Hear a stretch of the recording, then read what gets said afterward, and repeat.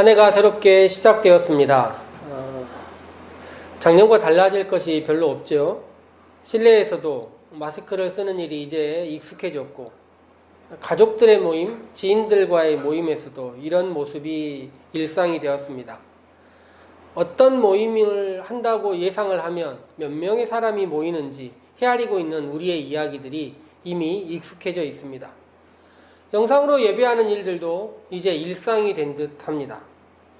그렇지만 함께하기 위하여, 함께 살아가기 위하여 하는 노력들이니 잘 견디어보고 자신의 모습이, 우리의 신앙이 우리 밖에 사람들에게 부끄럽지 않게 우리 스스로를 세워갈 수 있는 귀한 시절들이 되었으면, 한 해가 되었으면 좋겠습니다. 한 해를 시작하면서 보통 전하는 첫 번째 말씀은 축복의 말씀과 함께하는 것이 일반적입니다. 복이란 무엇인가, 혹은 복된 삶이란 무엇인가에 대해서 이야기하는 것이 보통이죠. 아브라함 이야기, 혹은 시편의 다윗이 복에 대해서 하는 말씀들, 혹은 신명기의 말씀과 같은 복에 대한 이야기를 읽으면서 우리가 함께 복된 삶의 길을 걸어가자, 이렇게 이야기하는 것이 좋습니다. 그렇지만 이렇게 잘 살아가는 사람들 이야기, 복된 삶을 사는 사람들과 정반대편에 있는 삶에 대해서도 한 번쯤은 살펴보는 것이 좋습니다. 실패하고 넘어졌던 사람들의 삶의 이야기 말입니다. 그들의 이야기를 반면교사 삼아서 더 나은 1년을 살아보는 방식들도 우리 가운데 있는 것입니다.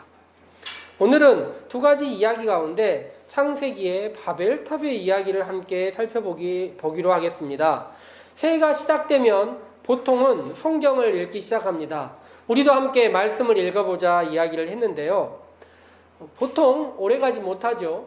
그렇지만 작심 3일, 약 3일 정도만 성경을 읽는다면 창세기를 보통은 읽기 때문에 창조와 타락, 노아의 홍수, 그리고 오늘 우리가 읽은 바벨탑의 이야기까지는 대부분 읽어낼 수밖에 없습니다. 성경을 읽기 시작한다면 처음 10장 정도까지는 읽을 수밖에 없다는 이야기입니다. 그러니 말씀에 깊이 있는 내용은 잘 모르더라도 바벨탑의 내용, 이 말씀에 대해서 처음 들어보는 사람들은 거의 없다고 말할 수 있겠습니다. 또한 저희가 만드는 하이바이블 영상 있지 않습니까? 거기서도 최고의 인기 영상은 이 바벨탑 이야기 영상이라 말할 수 있습니다. 그림과 내용이 아주 잘 만들어져 있으니 혹시 시간이 되시면 한 번 정도 시청하셔도 좋을 것 같습니다. 또한 오늘 주보의 그림에 나와 있는 내용처럼 바벨탑은 많은 사람들의 이야기 혹은 무엇인가를 생각해내는 주제였던 것 같습니다. 피터 브루겔 같이 그림으로 구현해내기도 하고, 테드 창과 같이 소설의 주요 내용으로 쓰기도 하고, 또 르네 마그리트 같은 사람들은 상상력을 동원해서 이 바벨의 이야기들을 생각해내고 재확산해내기도 합니다. 그렇지만 새해를 시작하는 우리는 단지 상상력을 더하고자, 예술작품을 살펴보고자 이 말씀을 보는 것이 아닙니다. 그렇다면 한 해를 시작하는 우리에게 이 바벨의 말씀, 창세기 11장의 말씀은 어떤 의미일까요? 창세기를 1장부터 읽어가다 보면 사람들이 창조되었지만 멸망하는 이야기가 가운데 끼어 있습니다. 멸망의 위기를 경험했고 많은 사람들은 죽음으로 삶을 마감했습니다. 물에 의해서 잠겼던 사람들의 이야기가 나와 있는 것이지요. 그리하여 탑을 쌓는 사람들, 오늘 성경에 기록되어 있는 사람들의 이야기, 앞부분에 나와 있는 사람들의 이야기가 타락한 사람들, 홍수, 그리고 세상의 멸망의 이야기, 물이 세상을 덮는 이야기가 있다는 것입니다. 즉 사람들은 물이 세계를 멸망으로 이끌었던 기억들을 공유하고 있습니다. 그리하여 그들은 물이 두려움이고, 두려움을 이겨내기 위하여 무엇인가 조치를 취하고 생각을 모을 수밖에 없습니다. 그리고 그들이 생각할 수 있는 최선의 방식은 무엇이었을까요? 하늘에 이어닿는 어떤 물이 와도 잠기지 않는 건축물을 생각할 수밖에 없었습니다. 높은 건축물을 만드는 이 사람들의 생각은 두 가지 의미인데, 첫 번째는 살아남음, 두 번째는 이름을 알림입니다. 물에 의해서 흩어짐을 면해보자 이야기하고 물에 잠기지 않는 자들로서 이름을 알려보자. 즉 어떤 높은 물이 그들을 뒤덮더라도 더 이상 흩어지지 않고 생존할 수 있으며 그리하여 그들의 이름을 알려보자는 이야기입니다.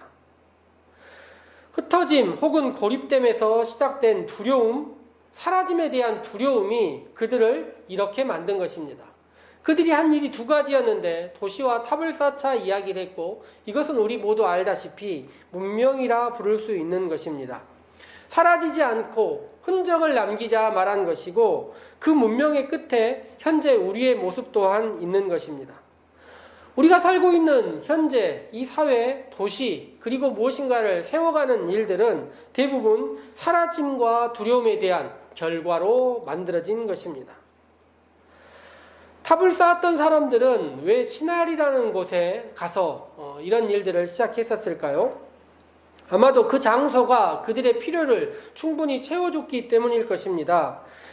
과거의 사람들의 행동의 결과가 우리에게 이렇게 남아있을 때는 대부분 그들이 했던 행동들이 오래된 경험들의 기초에서 많은 노력들을 기울였기 때문입니다. 경험과 많은 노력의 축적의 결과가 문명으로 남아있는 것입니다. 시날이라는 장소가 아마 그들에게는 벽돌을 만들 진흙과 그것을 구워낼 수없이 많은 나무들 그리고 벽돌을 단단하게 고정할 모르타르가 있는 장소였겠지요. 그들은 이미 다수의 건축물들을 만들어 보았고 전문가로서 이제 새로운 일을 시작해 보려고 합니다. 건축을 하는데 건축 중에서도 무엇인가를 높이 쌓아 올리는 일은 보통은 건축에서도 가장 고도의 기술을 요구한다고 말할 수 있겠습니다. 그리고 그 도시의 건축의 합이 가장 높이 쌓는 건물이라고 또 말할 수 있습니다. 생각해보자면 지금 우리가 살고 있는 이 도시는 과거에는 63층 정도의 욕망을 가지고 쌓아 올렸습니다. 그리고 지금은 우리 사회는 123층의 욕망을 쌓아 올린 사회입니다. 85년에 63층을 쌓아 올렸고 2015년에 123층을 쌓아 올렸으니 근 30년 사이에 우리 시대의 도시의 욕망은 2배 이상이 되었다 말할 수 있겠습니다. 저는 이 도시가 발전하고 넓어지면 그 축적물들을 애써 밀어 올려서 하늘을 향하여 쌓아 올린다고 생각합니다. 우리의 욕망들이 하늘을 향하여 치켜 올라가고 있는 대표적인 것들이 탑과 같이 높은 건축물이라 말할 수 있겠습니다. 도시를 만든 사람들은 그들의 능력을, 그들의 이름을, 그들의 흩어짐을 면하기 위하여 최대한 그들의 힘을 모으고 응축해서 무엇인가를 위로 쌓아 올리려고 노력하고 있습니다. 그들의 욕망은 다름 아닌 두려움을 이겨내기 위함, 그리고 자신을 드러내기 위한 일들입니다. 그리고 자신의 이 일들을 위하여 무엇인가 노력을 시작하는 순간, 첫 삽을 뜨는 순간 더 이상 반대편의 사람들의 설 자리는 없어지게 되는 것입니다. 모두 더 높이 쌓아 올리기 위한 욕망만을 가지고 살아가고 있습니다. 그들의 두려움과 욕망의 총합이 하늘을 향하여 움직이고 있을 때 하나님께서 그들에게 내려오셨다고 했습니다. 하나님께서는 무엇을 보시기 위하여 내려왔을까요? 성경의 표현들 따라 약간 다르지만 그들이 하늘에 닿겠다고 했을 때 하나님께서 보시기에 그것이 하나님의 위협이 되었을까요? 우리의 어떤 노력들도 하나님 보시기에 위협이 되지 못하고 하나님 앞에서는 사실 무력한 일입니다. 하나님 보시기에는 살아남은 인간들, 멸망을 이겨낸 인간들이 서로 어떤 노력을 기울여서 무엇을 하는지 그들 사이에 있는 모습들을 살펴보시기 위하여 오신 것 같습니다. 그런데 막상 욕망으로 둘러싸여 뭉쳐있는 사람들의 결과물은 어땠을까요? 우리가 모든 것을 보지 않았기 때문에 과거로 돌아가서 그들의 이야기를 말할 수는 없지만 브리겔의 그림의 장면처럼 상상을 초월하는 노동 그리고 권력의 이야기들이 그 속에 숨어있지 않았겠습니까? 하나님께서 생각하신 것은 이대로 두었다가 그들이 하는 일을 막을 수 없다 이런 생각을 하셨던 것 같습니다. 제가 생각할 때도 하나님이 보실 때도 하나를 높이 쌓는 사람들은 하나에 멈추지 않는다는 것을 우리들은 알고 있습니다. 하나를 만들면 더 높은 것을 만들고자 노력할 수밖에 없고, 그들의 관계는, 그들의 노동의 강도는, 권력을 위험한 착취는 하나 이유로 더 많아지고 더 높아질 수밖에 없다는 것을 알 수 있습니다. 피라미드를 봐도 하나만 있는 것이 아니지 않습니까? 하나를 만들면 더 많은 것을 만들고 더 큰 것을 만들어서 스스로 무너질 때까지 노력하는 인간의 모습을 볼 수 있습니다. 스스로를 멸망시킬 때까지 높이 쌓아가려는 결과가 눈에 보이자 하나님께서는 그런 욕망들을 가진 그들을 흩어버리기로 작정하셨습니다. 결국 보니 사람들은 사라지고 아무도 없는 도시와 탑만 남게 되는 그런 결과를 하나님께서는 예견하셨던 것입니다. 그런데 보시다시피 하나님은 그 탑을 쌓아 올리고 있는 것들을 잔인하게 무너뜨리지 않습니다. 왜일까요? 하나님은 약속하셨기 때문입니다. 더 이상 사람들을 멸망시키지 않겠다고 말이죠. 사람들은 하나님의 약속을 믿지 못하고 탑을 세웠지만 하나님의 약속은 여전합니다. 그리하여 하나님께서는 하신 일이 그들을 흩으시는 일입니다. 사도행전에서도 예수님의 제자들 그리고 예루살렘의 많은 사람들이 흩어졌습니다. 흩어지는 일 자체는 선악과 무슨 판단 기준이 있는 일 자체가 아닙니다. 흩어진 사람들이 어떻게 했느냐만이 남아있는 일입니다. 판단의 영역도 아니고 징벌도 아니고 단지 그들은 흩어졌을 뿐입니다. 그런데 이 흩어짐의 이야기, 바벨의 이야기 앞과 뒤에 외견상으로 보아서는 똑같이 흩어져 버린 사람 같은 사람들의 이야기가 있습니다. 노아의 이야기와 그 바로 다음에 보면 아브라함의 이야기가 있는데 이들 모두 흩어진 사람들처럼 살았던 사람들입니다.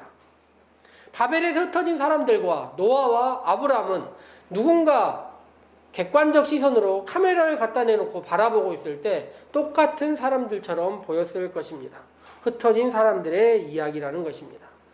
노아 이야기를 생각해 보자면 방주를 만든 노아는 방주 위에서 떠다녔습니다. 제가 노아의 이야기를 여러 번 드리면서 하는 대표적인 이야기는 방주가 참 난처한 건축물 혹은 난처한 구조물이라는 것입니다.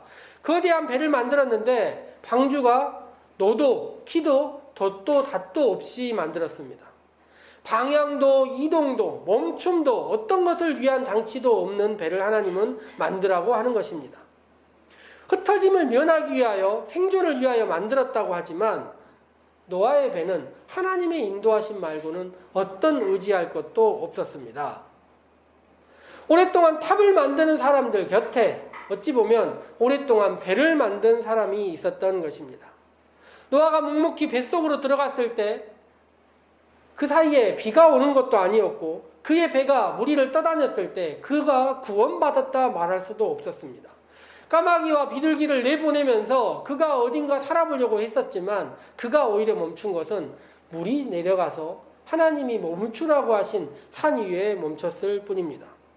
그런데 그들이 배에서 내려서 했던 일이 무엇인 줄 아십니까? 제단을 쌓는 일이었습니다. 예배를 드리는 일이고 하나님을 찬양하는 일이고 하나님의 이름을 부르는 일이었습니다. 그들은 흩어져 버린 것 같고 망망대해 한 조각의 구름처럼 한 조각의 배처럼 너무 작은 점처럼 있었던 그들이지만 하나님이 그들을 잊지 않으셨다. 우리를 흩어버리신 것이 아니라 하나님께서 자기를 기억하고 계셨다는 것을 생각하며 감사의 찬양, 예배를 드렸던 것입니다. 아브라함은 어떻습니까? 이름을 내기 위해 자녀가 있어야 되는데, 후손이 있어야 되는데 후손 없는 삶을 살고 있는 그를 부르면서 후손뿐만 아니라 함께하는 사람들 아무도 없는 곳으로 그를 인도합니다. 이것은 존재가 지워지는 일이고 완전히 흩어져 버리는 일입니다. 사라져 버리게 만드는 일입니다. 아브라함이 생존을 위하여 걸어갔던 갈대아 우르에서 하란까지의 거리만큼 하나님은 걸으라 이동해라 이야기하시면서 말씀을 따라 걸어가라 이야기하십니다. 흩어져 버린 것 같은 아브라함이 한 곳에 이르렀을 때 아브라함은 불현듯 깨달았습니다. 이곳이다. 그리고 그가 했던 일이 무엇입니까? 하나님을 찬양하며 하나님의 이름을 부르며 제단을 쌓았습니다. 세 사람의 이야기가 있습니다. 노아도 바벨탑을 쌓는 사람들도 아브라함도 다 무엇인가를 쌓아가는 사람들이었습니다. 그런데 말입니다. 이후의 결과는 전혀 달랐던 것입니다. 노아가 제단을 쌓을 때 하나님은 무지개를 보여주셨고, 아브라함이 제단을 쌓았을 때 다시 한번 말씀을 들려주시면서 그에게 더 반복해서 하나님의 이름을 부를 수 있도록 하셨는데, 바벨탑을 쌓는 사람들에게는 하나님은 흩어짐을 명하셨던 것입니다.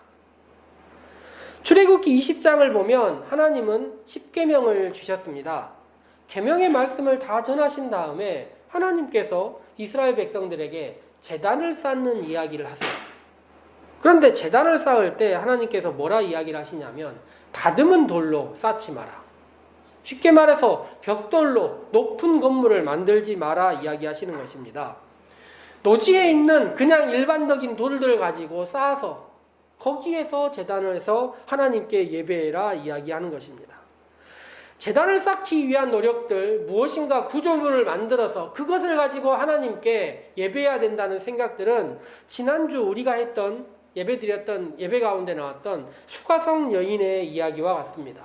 어디서 예배해야 될까요? 어떻게 예배해야 될까요? 하나님은 예배를 위하여 높은 건축물들을, 더 나은 구조물들을 원하시는 것이 아니라 우리가 주위에 보이는 작은 것들을 모아놓고라도 우리 소수의 사람들이 마음만을 모은다면 그것을 향하여 찾아가시고 그 사람들을 만나신다 이야기하시는 것입니다.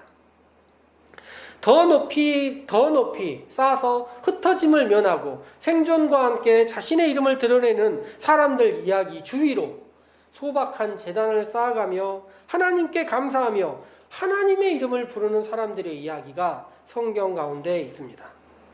그런데 성경은 도시를 만들고 탑을 쌓는 사람들의 이야기를 우리에게 남겨주는 것이 아니라 작은 제단, 다듬지 않는 제단을 쌓아서도 하나님의 이름을 불렀던 그들의 이름을 기억하고 그들을 믿음의 사람이다, 의인이다 이렇게 명명하고 계십니다. 한 해가 시작되고 있습니다. 우리는 어떤 예배, 어떤 모습으로 살아갈까요? 우리가 살아가고 있는 도시는 더 많이, 더 높이, 더 유명해지기 위한 사람들, 그들의 노력에, 그들의 이야기에, 그들의 모습에, 욕망의 집합체라 말할 수 있겠습니다. 그 경쟁이 우리를 두렵게 하고 그 경쟁이 우리도 또한 그렇게 살아야 될 것처럼 보이게 만들어주고 있습니다. 우리가 살아가고 있는 모습은 바벨에서 떠난 사람들과 아브라함과 노아가 흩어진 사람들처럼 비슷하듯이 신앙의 사람들과 일반 사람들과 똑같은 모습처럼 보이게 만들어주는 시절을 살고 있는 것입니다. 그렇지만 우리는 여전히 약속을 믿고 살아가고 있고 하나님이 주신 목적을 가지고 세상을 살아가기를 원하는 사람들입니다. 그리고 하나님은 우리에게 두려워하지 말라 이야기하시고 우리가 하나님의 이름을 부르며 만드는 각자의 집에서의 제단도 함께 모이는 제단에서도 하나님은 그들의 이름의 부름에 응답해 주시고 우리들의 기도에 응답해 주시고 우리의 예배를 여전히 찾아주시고 계시는 것입니다. 그러니 2021년 우리 성도들의 모습이 노아와 같고 아브람과 같아서 이 세상의 바벨의 탑들을 넘어서 이 도시의 욕망을 넘어서 별과 같이 빛나는 한 해가 되었으면 좋겠습니다. 하나님께서 기억해 주시는 이름들이 되었으면 좋겠습니다. 하나님과 동행하는 한 해가 되었으면 좋겠습니다. 함께 기도하도록 하시겠습니다.